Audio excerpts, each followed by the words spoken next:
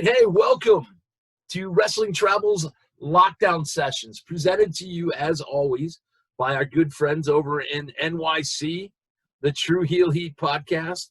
If you get a chance to listen to a brand new pro wrestling podcast this week, I always say check out the guys from True Heel Heat. If you got time for two, check Wrestling Travel out. But right now, we have the honor and privilege of sitting down with Nobe Bryant. Nobe, thank you for joining us. Thank you guys for having me on. Man, we're excited. We're excited about the upcoming weekend at the Independent Wrestling Expo in Dallas, as I'm sure you are. But we started this podcast trying to find out what people have been doing in the lockdown session. So we're gonna get to the expo, but I want to talk to you first. I almost called you Kobe. Nobe, how long have you been in the business? Oh wow! And I'm about to blow your socks off right here when you hear this one right here. I've been in the business for 20 years. 20 years. I was 16 years old. Yes, I was 16 years old when I first started. And I'm 20 years in. Holy shit. I was going to say, did you start when you were like right out of the womb or what? I can't believe 20 years in. You don't look a day over like 21, buddy. You've been in the gym, huh? I live in the gym, man. 6 days a week, eating healthy, staying clear of cigarettes and alcohol, just trying to do what I can do to, keep on trailing and doing my thing in the ring, man. That's awesome. So where did you train? Who broke you in? What's that story? I was trained by Killer Tim Brooks, the late great Killer Tim Brooks, who just passed away a few weeks ago, I believe it was. But yeah, I was trained with him in Washington, Texas. I was gonna say our condolences, yeah, because it was not that long ago that he passed away. Yeah. So what led you to get into when you're a young Nobe Bryant and you turn the television on? Who catches your eye?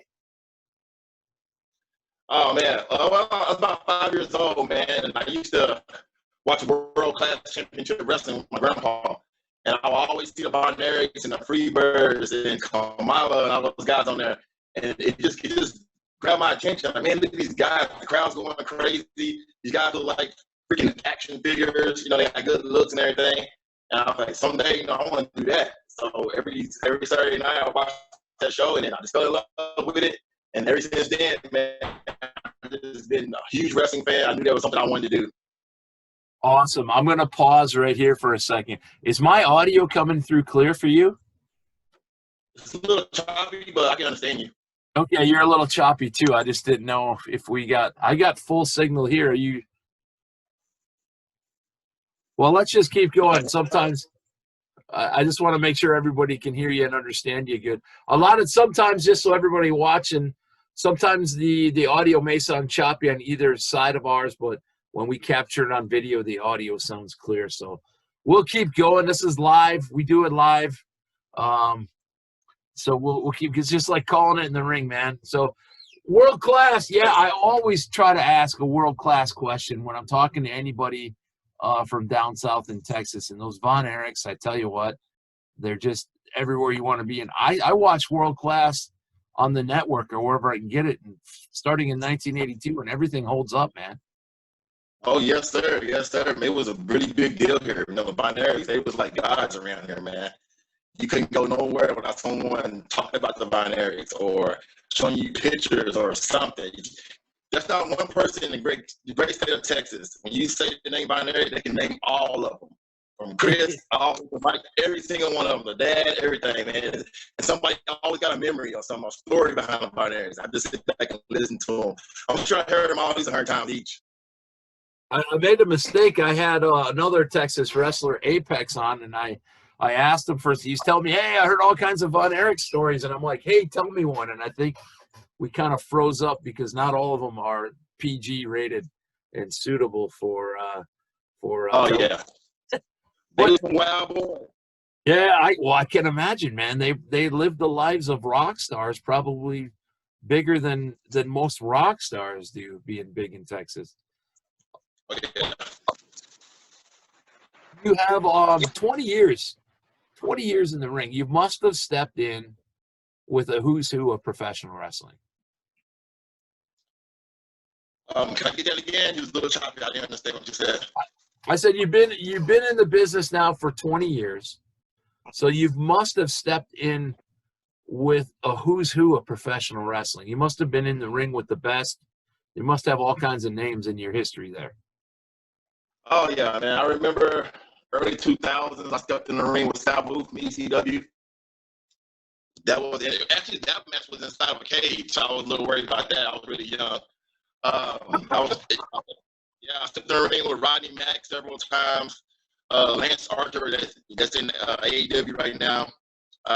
Charlie Haas, former WWE superstar. Paul London. Man, a long list of guys. And I learned a lot from each one of them too. So I really had the privilege of being in the ring with those guys and learn from them. And it's been great, man. And, right now I'm still rocking and rolling. I'm not done yet. Oh, Keith Lee. I've been in the ring with Keith Lee several times. Yes, absolutely, several times. And a little thing people don't know is, I was in the ring with Amber Moon. I used to help train with her. And I used to date her back in the day, too. A lot of people don't know that. But, yeah, I ran across a lot of superstars over my time. That's awesome. Now, do you have anybody on your little technical difficult? Do you have anybody on like your bucket list? Is there anybody like, hey man, before it's all said and done, I want to get in the ring with this person? Or is that list very long? No, that list is long gone now. If I ever had a chance to get in the ring with somebody like my all-time favorite wrestlers like Bret Hart, people like that, but he's done wrestling already. So the wrestlers that's wrestling today, I don't really have a bucket list for, but if it was like 10 to 15 years ago, I would love, like I said, I would love to step in the ring with Bret. I would love to step in the ring with Kurt Angle, Chris Benoit, guys like that. Good wrestlers, good storytellers, good guys who know how to tell psychology in the ring. That's what I'm all about. I'm all about psychology, making things make sense and look realistic. I'm not they call spot monkey guy. I mean, I can do it, but I don't care to do it. I like to wrestle. That's more my style. But today, I don't have a bucket list of any of those guys that, if it happens, it happens, but I don't really have a bucket list of wrestlers that I would like to step in the ring with. Well, what you said is just music to an old guy's ears like me. When you're talking about psychology and storytelling, I'm all about that, and that's what we're missing. Yes. What did you do now? Is this going to be your first time at the Indy Wrestling Expo? Is this going to be your first time in the ring for a while, or have you been able to get back in recently? No, actually, I wrestled this past Saturday night. I did 4 TV tapings for SWE Fury. It was live in Canton, Texas. Road Warrior Animal was there. Teddy Long was there. There's a couple of big name superstars there. I did 4 TV tapings this past Sunday night. So, yeah, I'm still rocking and rolling, man. No time off. That's awesome. What did you do, let's say March, April, when this pandemic hit us? What did you do to stay sane? Were you able to still work a shoot job, or? Oh, yeah. My job never closed down. I'm very fortunate that I drive a forklift Monday through Friday. And my job is very, very flexible when it comes to my wrestling schedule. I'm off every weekend. I'm off, and I have like 2 weeks, 2 months of vacation built up. So if I need to travel somewhere and go do my thing, I can. And they're real supportive of me when I wrestle. So whenever, like when I went to Japan last year, I took off for almost 2 months and came back and still had my job. So that was really good. But yeah, my job's still going strong right now. No time off, no layoffs or anything. So I'm very, very lucky to, have that job and do all that. I know a lot of people is going through a lot of things right now. So Yeah, no, that's the main thing, that you're still able to go. Now, I'm going to ask you this question. It's a tough one. Okay. Texas wrestling. If you had to put 4 people on a Texas wrestling Mount Rushmore, 4 people, could be current all-time greats, who would be on your top 4 list of Texas wrestlers? Now, I'll preface it with this. If you pick any Von Erich, you get the whole family. And if you know a gentleman by the name of Apex, wrestler, he put you on his Mount Rushmore, man. So what a good kid. Yeah, for sure. I would say Shawn Michaels, Steve Austin, Undertaker, and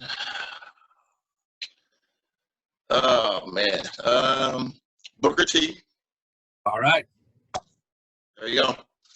You know why that's tough? I think it's less tough if I just say Mount Rushmore of any wrestlers anywhere. But when you just stick it down to Texas, it's so big and there's so many greats that came out of there. That's why I think it's tough. Let's talk about this Indy Wrestling Expo coming up in just a few days. You are entered in. It's 5 days of wrestling stuck in 2 days. It's going to be socially distanced. It's going to be safe for the talent, safe for the crowd. It's going to be streaming live on Fight TV.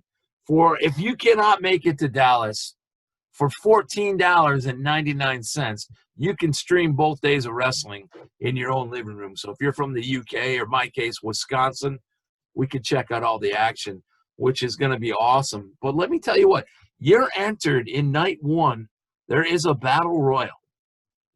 Now, the winner of this battle royal will go on to get a shot at the NWA heavyweight championship held by Nick Aldis.